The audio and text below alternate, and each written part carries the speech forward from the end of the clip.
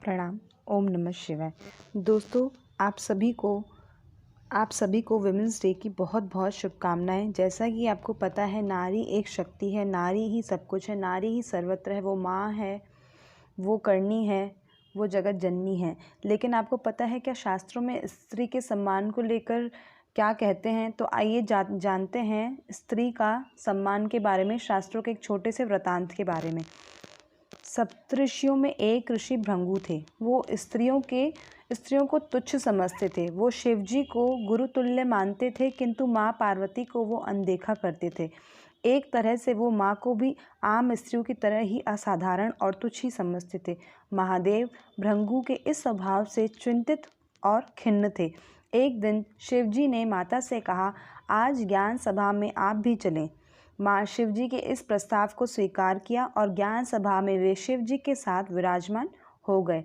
सभी ऋषिगण और देवतागणों ने माँ और परमपिता को नमन किया, उनकी प्रदक्षिणा की और अपना अपना स्थान ग्रहण किया। किंतु भृंगु माँ और शिवजी को साथ देखकर थोड़े से चिंतित हो गए। उन्हें समझ में नहीं आ रहा था कि शिवजी की प्रदक्षिणा कैसे करें। बहुत विचार करने के बाद भृंगुदेव ने महादेव जी से कहा कि वो पृथक खड़े हो जाएं। शिवजी जानते थे कि भृंगु के मन की बात में, यानी उनके मन में क्या चल रहा है। वो माँ को देखे, माता उनके मन की बात पढ़ ली और शिवजी के आधे अंग से जुड़ गई और अर्धांगिनी के रूप में विराजमान हो गई। अब तो भृंगु और परेशान हो गए। कुछ पल सोचने के बाद भृंगु ने कहा कि अब तो कोई राह निकालनी पड़ेगी। उन्होंने क्या किया, भंवरे का रूप लेकर शिवजी की जटा की परिक्रमा की और अपने स्थान पर खड़े हो गए। माता को भृंगु की ओछी सोच पर क्रोध आ गया। उन्होंने भृंगु से कहा, भृंगु, तुम्हें स्त्रियों से इतना ही परहेज है तो क्यों न तुम्हारे में से स्त्री शक्ति को पृथक कर दिया जाए। और माँ ने भृंगु को स्त्रीत्व को अलग कर दिया। अब भृंगु न तो जीवितों में से था, न ही मृतक में से था।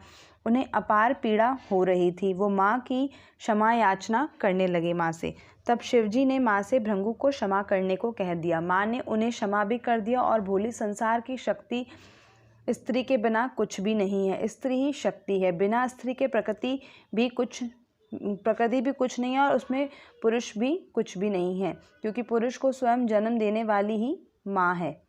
दोनों का अर्थ यही होता है कि बिना स्त्री के पुरुष नहीं और पुरुषों के स्त्री नहीं, दोनों ही एक दूसरे के पूरक होते हैं। इसलिए समाज में स्त्रियों को भी उतना ही सम्मान दीजिए जितना कि आप पुरुषों को देते हैं। Happy women's day to all. आशा है आपको ये छोटा सा विमेंस डे की कहानी बहुत ही अच्छी लगी होगी। तब तक के लिए प्रणाम। ओम नमः शिवाय।